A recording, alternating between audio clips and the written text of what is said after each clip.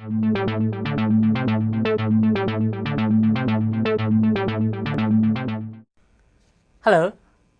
welcome to Module 11, Accounting for Internal Decision Making. Accounting for internal decision making is basically called another name. Do you remember? Managerial accounting. In this module, I just want to introduce you to important aspects of managerial accounting. As I said to you right at the start, way back in Module 1, managerial accounting relates purely to internal decision making. Keyword, internal.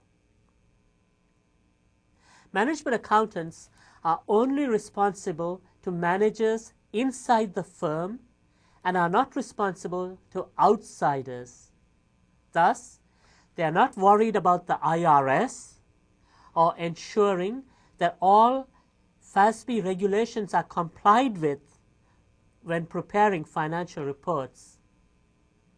So they don't worry about the IRS and they don't worry about FASB regulations.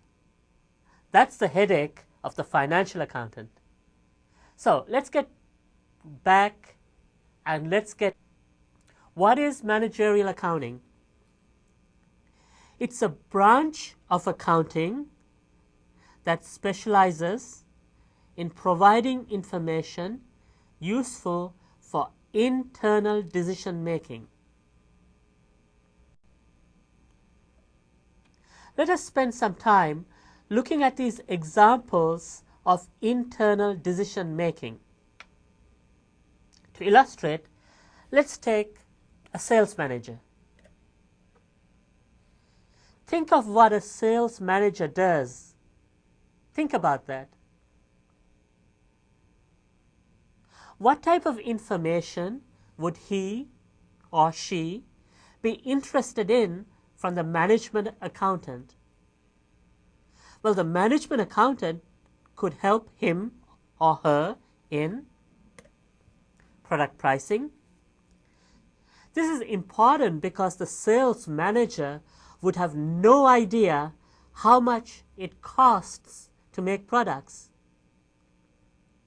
So the management accountant can give him or her an idea of the costs, and then based on the profit margin, they can determine a price. They could help the sales manager in sales budgets or sales forecasts. In case you didn't know it before, a budget is a forecast. So based on past historical trends, the management accountant could help the sales manager with their sales forecast. They could help them determine the profitability of each product line. How profitable is each line, so the sales manager knows which to push and promote or which to discontinue. Let's say they came up with a new product line and maybe it's using too much resources. The question is, should they discontinue the new product line after investing so much money? Who provides them with the information to make that crucial decision? The management accountant. Another area, should they enter a new market? That's very critical. What's the break-even sales needed to enter the market? Who could help? The management accountant. To do all these, there are management accounting techniques and tools that can be used. Let's look at another example. How about a production manager?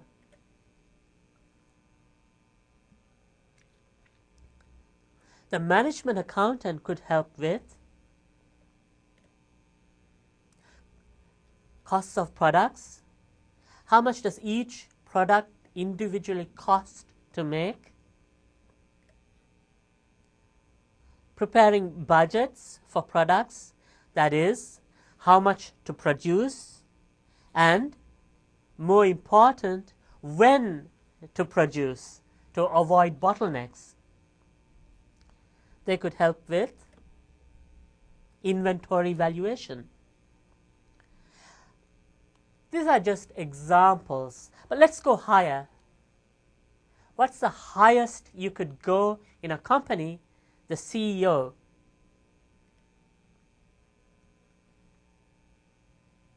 Before I proceed, I just want to make the point that there are 3 levels of decision making. At the bottom, it's called operational. Middle management, it's called tactical. And at the highest, it's called strategic. What we've been talking about now is middle level, which is tactical.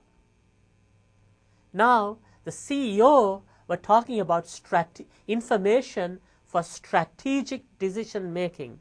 This means any decision made would have a huge impact on the company. Examples are, which is the most profitable decision? So the CEO can decide who to promote. More importantly, what's happening right now? Should we downsize? If so, which departments? Who helps the CEO make that decision? The management accountant. So all these are issues that require the talents and skills of a management accountant. As you would have seen by now, this is vastly, vastly different from financial accounting. Before we proceed, it's important to really understand the fundamental differences between these 2 important branches of accounting. So let's talk through the differences between financial accounting and managerial accounting. Let's take different aspects.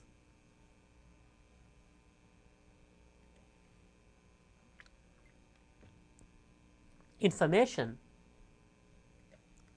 The financial accountant uses past or historical information. If you remember, the income statement, balance sheet are historical. They're talking about events which have already happened. The management accountant, on the other hand, deals with future-oriented information. Forecasts, budgets, plans, they're all future. So one relates to past, the other relates to the future. Who uses it?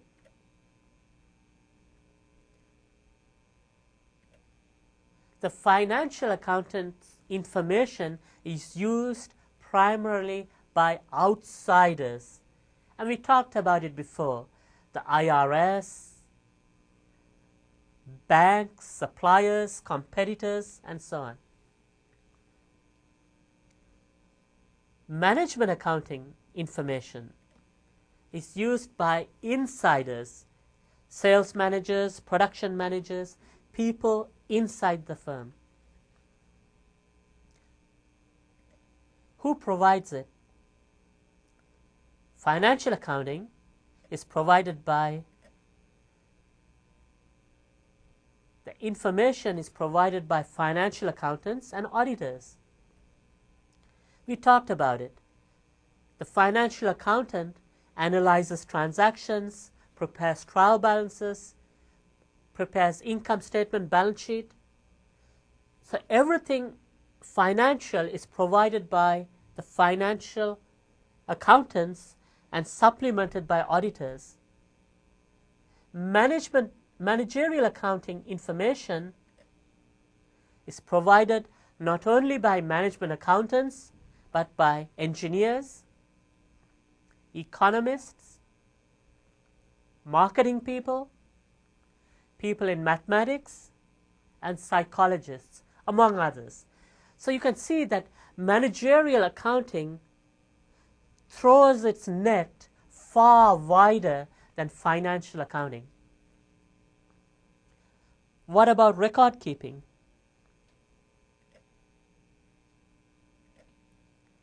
For the financial accountant, it's compulsory. So for example, let's say an IRS agent visits the company and the financial accountant says, well, I don't have records. What could happen to him or her? They could even be put in prison. What about managerial accounting? It's not compulsory. I'm not saying they don't keep records. I'm saying it's not compulsory. So if an IRS agent asks the managerial accountant for information, they could say, I don't have the records, and that's it. Because the managerial accountant, the primary purpose is to help people inside the company, and that's it. How about regulation? What do you think about financial accounting? It's well regulated, and the laws are set by FASB. The acronym, it stands for, do you remember? Financial Accounting Standards Board. So the laws are set by the FASB, and financial accountants have to follow it. Who sets the laws for managerial accountants? Nobody. There are no laws for them to follow. Why is that? It's because they do what's best for their company. So the management accountant at Apple Computer uses techniques which are good for Apple. The managerial accountant at Ford Motor Company uses techniques which are good for Ford. The managerial accountant at Hewlett-Packard uses techniques that are good for HP. They are not regulated. They do what's best for their company. I hope this gives you a flavor for the differences between the accounting we talked about, the last 10 modules, which is financial, and what we're talking about now, which is managerial. Now, let's get to the key concepts in managerial accounting. These are the key concepts used to make all the decisions I referred up to now. The key concepts that you need to know are product cost, period cost, variable cost, fixed cost, mixed cost. It's also called semi-variable cost. Two words, same meaning. Opportunity cost and sunk cost. I'm not saying this is all there is. I'm saying for this course, these are the concepts you need to know. Of course, there are others, but these are the key or the building blocks on which most of what we're going to talk about is built. So, let's start with the first one, product cost. What are product costs? There's a very simple definition. all costs associated with making a product in a factory are product costs.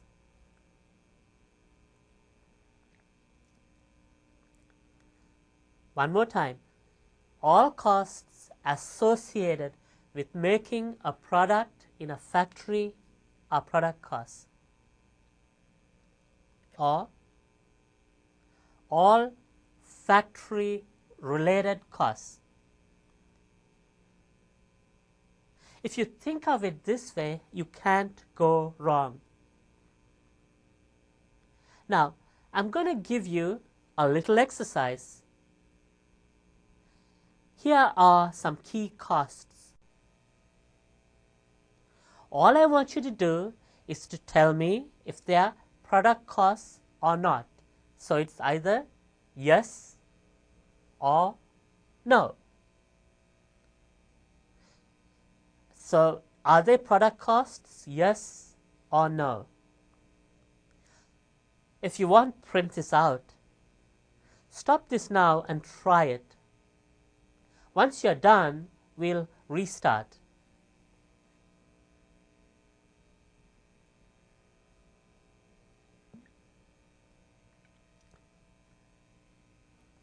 Are you done? Okay. What did you say for the first one? What are these? Start with the first one. Did you say yes? If so, the answer is correct. Fabric is raw material. Raw materials are used in a factory. Factory rent? That's easy, yes. Factory rent, the rent of the factory is factory related. Repairs and maintenance of machinery used in the factory, factory related. Wages of the factory security guard, can you make a case factory related? Yes. How about advertising? Answer is no, it's nothing to do with the factory. Salaries of factory personnel? Yes. Salary of showroom manager? No, because showroom has finished products. Finished means it's left the production cycle. So the last one was tricky. So if you got that wrong, don't worry.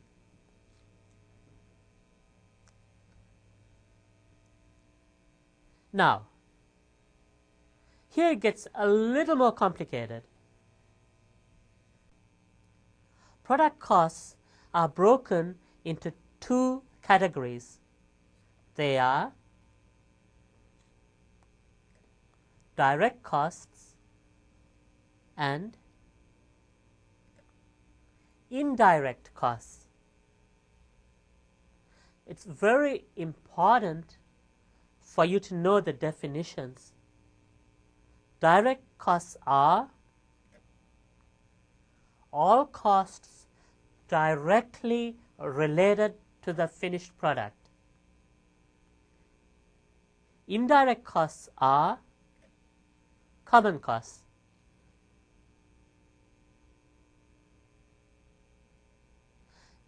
Any common cost which you can't relate to a specific product is indirect. Indirect or common costs are also called a more popular term. Do you want to guess? I'm sure you must have heard of it. Okay, here it is. It's also called overhead. So, product costs that are indirect are known as overheads. Now, I want you to do a small exercise. Tell me which of these costs are direct and which are indirect. Take your time print this out and do this exercise, you just have to tell me direct or indirect. Stop this recording now, and when you're done, we'll restart.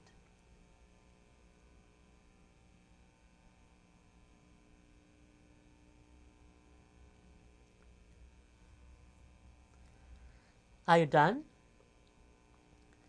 Direct material. Let's start with that.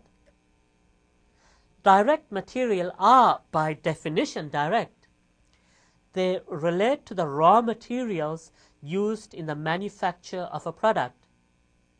For example, when you make denim jeans, the fabric is an example of direct material. When you make cars, steel is an example of direct material. What about the next one? It's direct. Direct labor has a precise meaning in accounting. It's when a worker is paid piecemeal or per unit. Then the cost can be directly related to the finished product when you pay someone per unit. How about the rest? Rent for factory. Can you directly relate it to a product, or is it just common? If you said common, it's right. It's indirect. Factory superintendent's salary, it's common to, because he or she is supervising everybody. Indirect. Utilities, you really can't, or you can with great difficulty relate it to a product, but it's really not feasible, so it's treated as indirect. Now, I'll give you some inside information. Subject to direct material and direct labor, all other costs cannot be directly related to one product, or even if it can, it's only with great difficulty. When a company makes a number of products subject to direct material and direct labor, it's difficult to trace one cost to the final product. So, all other costs subject to direct material and direct labor, all other costs are treated as indirect or overhead. So to recap, indirect costs are also called common costs or overhead. And virtually all costs subject to direct material and direct labor are treated as overhead.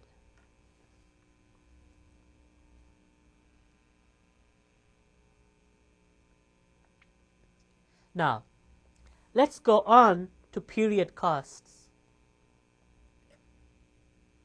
What is a period cost?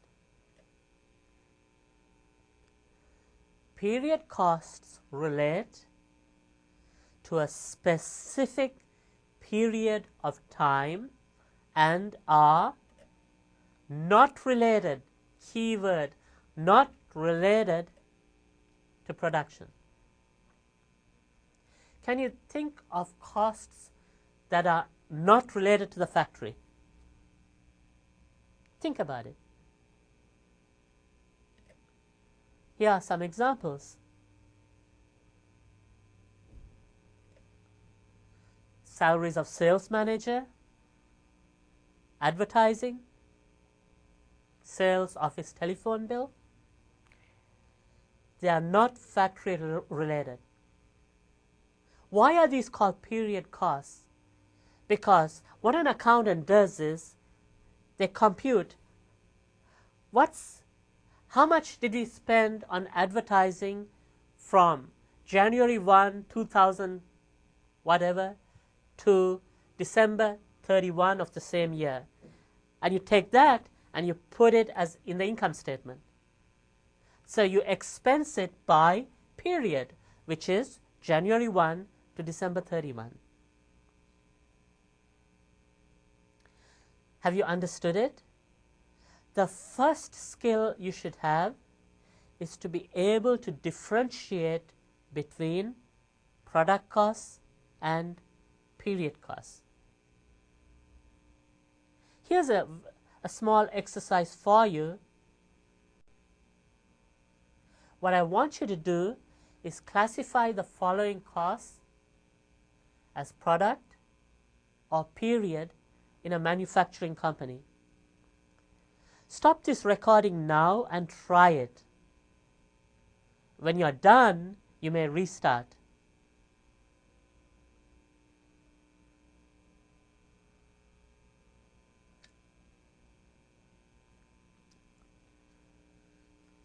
Okay, are you done? Got all your answers? Okay, let's start. The first one, what did you say, product or period?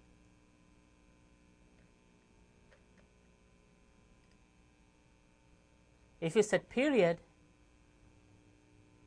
you got it dead on. A salesperson has nothing to do with the factory.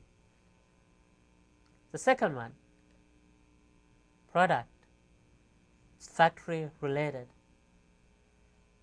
The third one, product, because machines are used in a factory. The fourth one is tricky. If you said period, you got it perfect. Finished goods, by definition, mean that they are out of the production cycle. So, finished goods are those that have left the factory. So, it would be period. Number 5, soap and towels used by workers at the end of a shift. Product. Can you make a case it's factory related? Yes, you can. Number 6, factory supervisor salaries. I hope it's a no-brainer. Product. 7, heat, water, power consumed in the factory. It's got to be product. Number 8 is tricky. I'm not going to do it right now, so I want you to put a question mark, and we'll come back to that later. Number 9, what did you say? If you said period, you got it right, because advertising has nothing to do with the factory. Number 10 is product. Number 11 is product, because the depreciation happened to chairs and tables in the factory. Number 12, the chances are that the switchboard operator wouldn't be stuck in the factory, so it's period. Number 13, it's not factory related, so it's period. Number 14, period. Number 15 is very tricky. I'm not going to give you the answer, so I want you to put a question mark. And the reason I'm asking you to do it is, if you don't know, or you could go either way, product or period. If your objective is to reduce your tax bill, what's in your best interest? To show it as product or show it as period? So, let me repeat this. I want to pose the same question again. Assuming that the intention is to avoid tax. I use the word avoid, not evade. What's the difference, you may ask? Avoid is legal. Evade is illegal. Avoid means you're using legal means to reduce your tax liability. Evade means you're reducing the tax bill by illegal means, So I want you to think about it one more time. If your objective is to reduce the tax bill, is it to your advantage to show a cost as product or period? Why don't you stop this recording and think about it? Based on everything I told you, think about it, and when you're done and you have an answer, restart.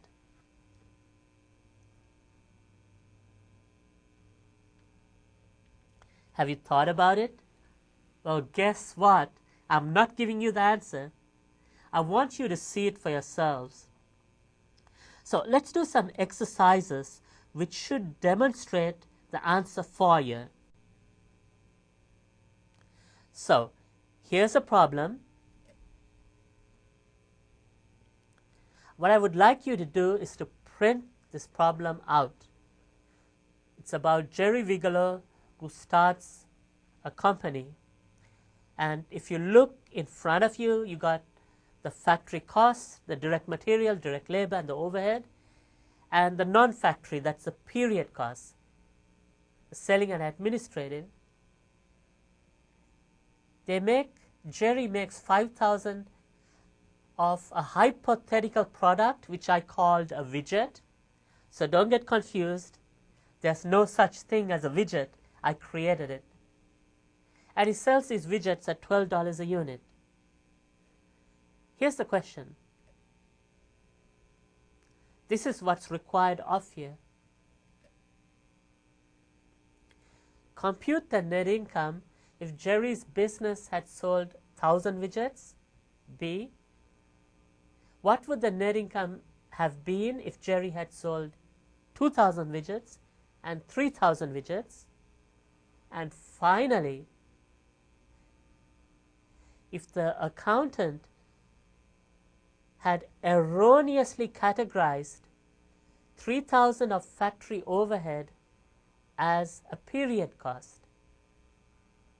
So the accountant has put by error product cost as period cost. How would it influence the profit? So if you made a mistake and showed product cost as period cost, how would it influence net income? Would it increase? Would it decrease? Or would there be no change? Print this out and have a crack at it. Don't worry if you get it wrong. Once you're done and you think you got the answers, we'll restart.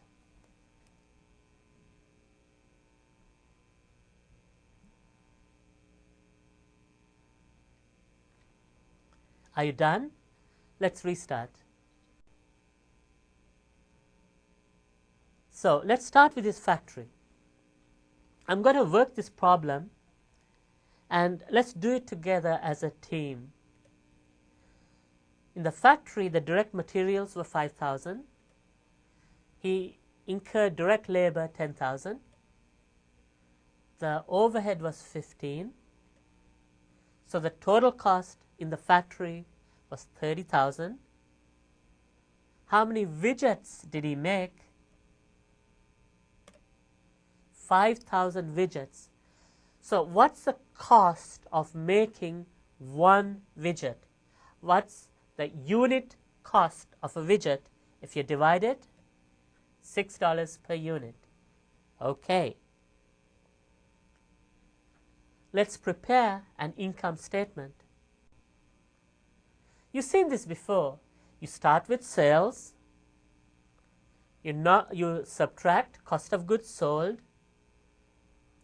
The difference is called gross profit. Then you subtract the expenses, the selling, the administration, all those costs, and you arrive at the profit or net income. You saw this in an earlier module. If you look at the screen in front of you, the product costs go in the second line. That is the cost of goods sold. The period costs go under expenses. So that's how product and period costs are shown in an income statement. Now, let's work this out. Let's start with part A. If you sold 1,000 units. If you sold 1,000 units, the selling price was $12 per unit. So the sales revenue is $12,000. What's the cost of the goods they sold? The cost of the goods they sold. Didn't we determine the cost is $6 per unit? So the cost of the units they sold was 6,000. That's 1,000 at $6 each. Gross profit, therefore, is 6. The expenses, the period cost, were 8. So they made a loss of 2,000. At 2,000 units, this is part B, sales would have been 24. The cost of the goods they sold, 2,000 units at $6, 12,000. So the gross profit would be 12. The period costs 8. So the profit is 4,000. At 3,000, the sales revenue is 36. The cost of the goods sold, 3,000 at 6, 18. Therefore, the gross profit is 18. The expenses are 8. So the profit is 10. So, an important lesson. Product costs are expensed based on units sold. The more you sell, the more you expense. Period costs are expensed by period. Nothing to do with how much you sold. Now, let's do part C. Do you remember what part C was all about? In part C, they made an error. 3,000 of overhead, that's product cost, was accidentally shown as period cost, selling and administration.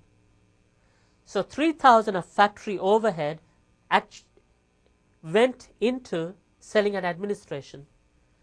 So the factory overhead was shown as 3,000 less, and the selling and administration was shown as 3,000 more. Question: how would it impact profit?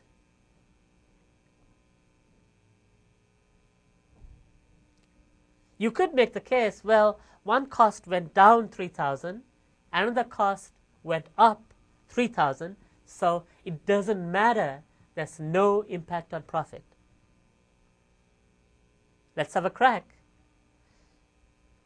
In part C, it was you made the mistake at 2,000 units. So look at the screen in front of you.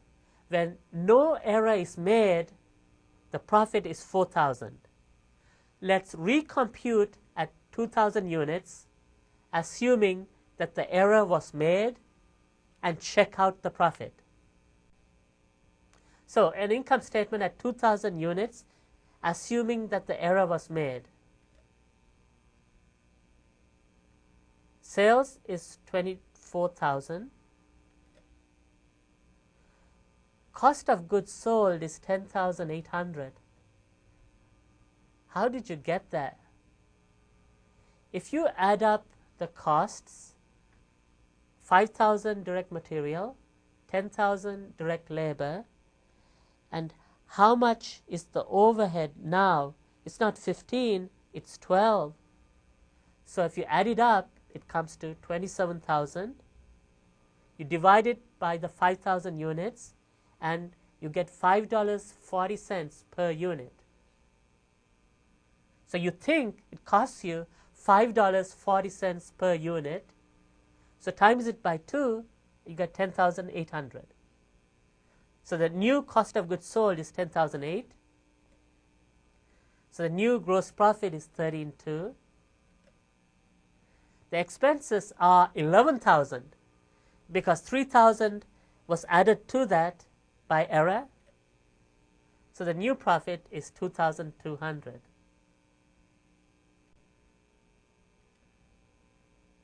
So the profit with the error 2,200, without the error 4,000. What was the error you made? You showed product cost as period cost. Now, here's an important practical lesson to know.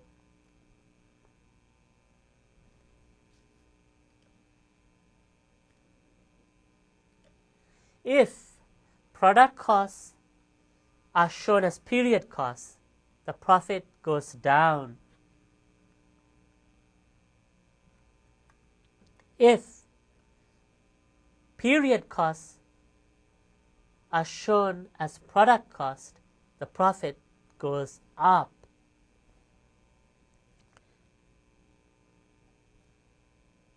So, in case of a gray area, a cost, you can make a case either way. If you're not sure, and if the objective is to reduce the tax bill, and you could make a case either way, you show as period cost. If the objective is window dressing, and you want to look good, and you have a cost which could go either way, show as product cost. Now, let's go back to our example. Number 8, what would you do? You could make a case it could go either way. So it depends on your objective. If your objective is to reduce your tax bill, you show as period. Number 15, what would you do? If your objective is to reduce the tax bill, show as period, because you could make a case that it could go either way. The knowledge of product cost and period costs help in product costing, preparing financial statements, and inventory valuation. For the purpose of forecasting, we use 2 other concepts. They are variable cost and fixed cost. So let's start with variable cost.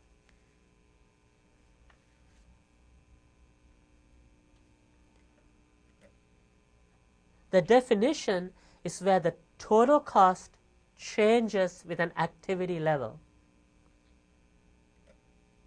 Example, let's say we're making tables, and let's say the lumber which goes into one table costs $20. We're making tables. The lumber which goes into a table costs $20. So, if you make 10 tables, the total cost is $200. If you make 20 tables, 20 each, so the total cost is $400. If you made 30 tables, 20 each, the total cost $600.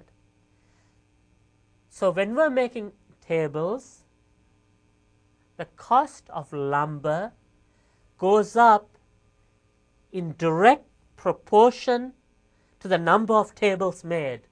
So lumber, by definition, is a variable cost. If we show as a graph, what would it look like? Why don't you try? Have the dollar on the vertical and units horizontal, and tell me what this graph would look like. If you want, stop this recording, draw the graph, and restart.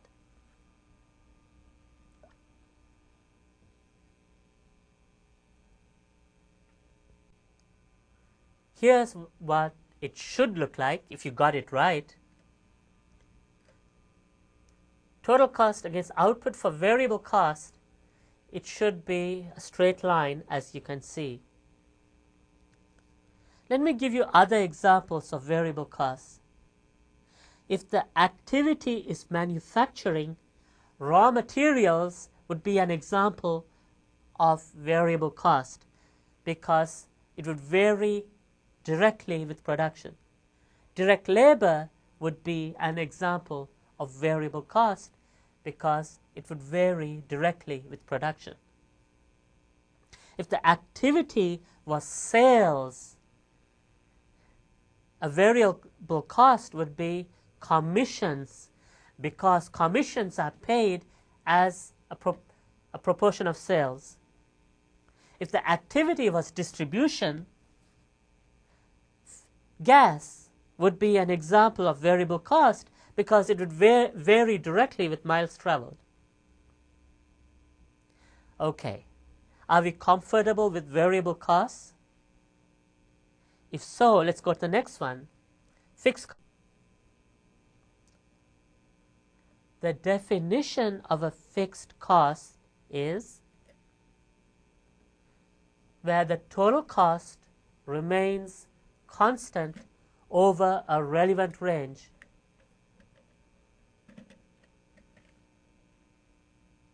The total cost remains constant over a relevant range. So, if you draw a graph, total cost against output, what would it look like? Stop this recording now and try it. Draw it and then restart.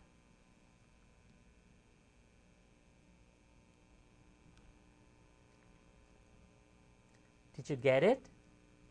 It would be a straight line. An example of a fixed cost is rent.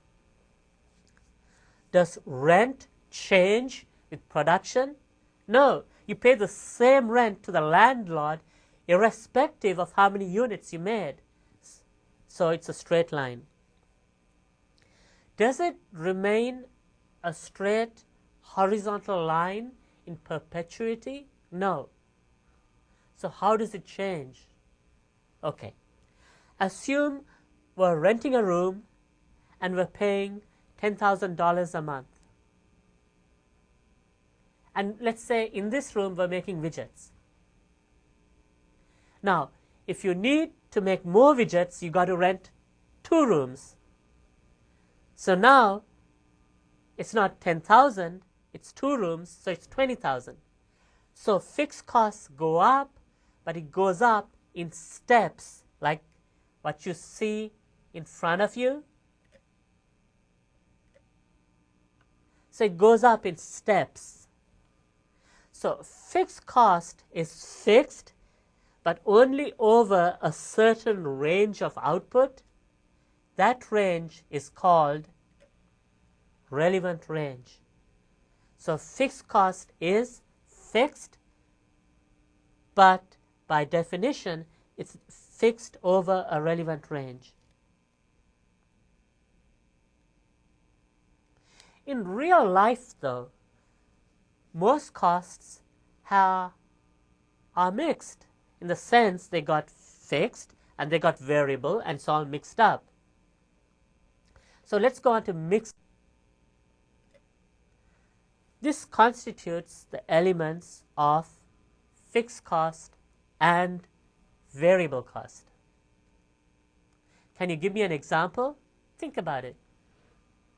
Stop this recording and think about it, and when you have an answer, come back.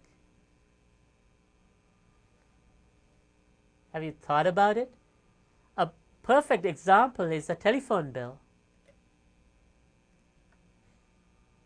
The more calls you make, the higher the bill. So that's variable.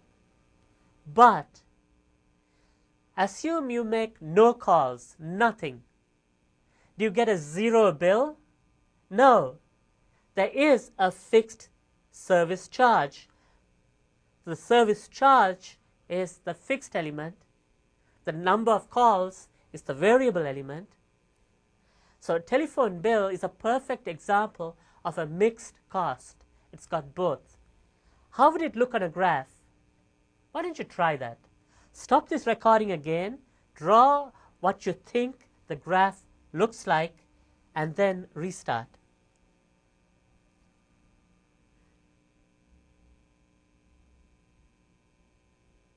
Are you done? Here's what it should look like. Think about the telephone bill. If you make no calls, do you get 0 bill? No. So it's got to start somewhere up on the vertical line, and then as you make more calls, it goes up. So this is how it looks like.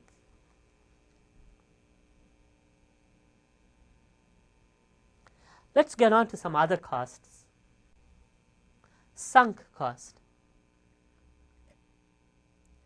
A sunk cost, by definition, is a past or historical cost. Here's something to remember. It's ignored for decision making.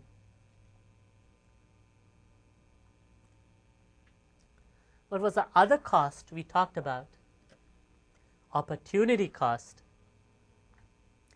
By definition, opportunity cost is revenue foregone by making a decision. So money you lose by making a decision is called opportunity cost. Let me give you an example. Let's say you bought your textbook for $100. It's the end of the semester. So you have a choice. You could sell now, or you could keep it. If you sell now, let's say somebody offers you $30. So the question I'm asking you is, what's the cost of keeping? Think about it. Is it the $100 you spent, or the $30 you're going to lose?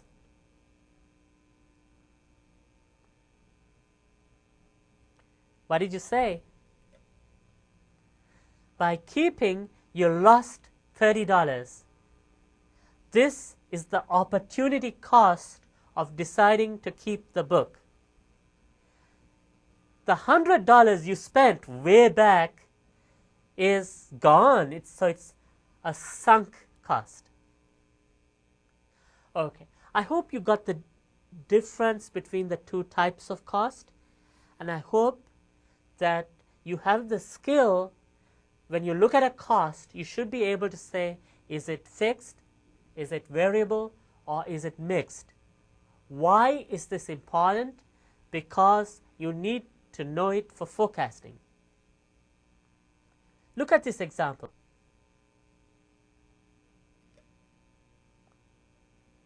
What I'm going to do is I'm going to give you 3 graphs. Then I'm going to give you some costs, and you got to match the cost with the graphs. These are the graphs. A, dollar against activity. What's A an example of? Variable cost. B, what's it an example of? Mixed cost. C, what's it an example of? Fixed cost. Okay, here are the types of costs, and all I want you to do is match the graph with the cost. Here it comes. What I want you to do is, for example, raw material used. Do you think it's A, B, or C? I'd like you to stop this recording, try this, and when you're done, restart.